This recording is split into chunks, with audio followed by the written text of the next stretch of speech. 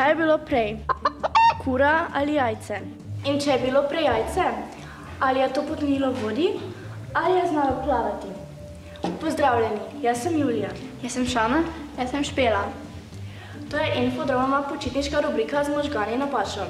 Danes vam bom pokazala eksperiment, ki bo dal vašim možgančkom misliti. Imenuje se plavajoče jajce.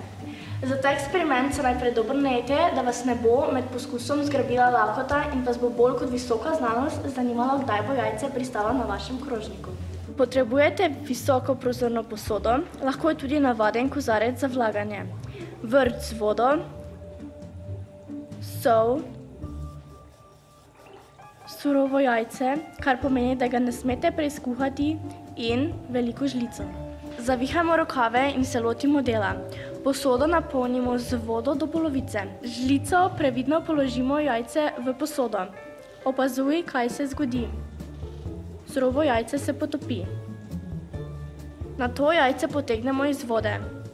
Zdaj pa v vodo stresemo 8 žlic soli in z žlico dobro premešamo. Jajce previdno spustimo v raztopino vode in soli. In glej, jajce plava na površini, kot da bi imelo značko delfinčka.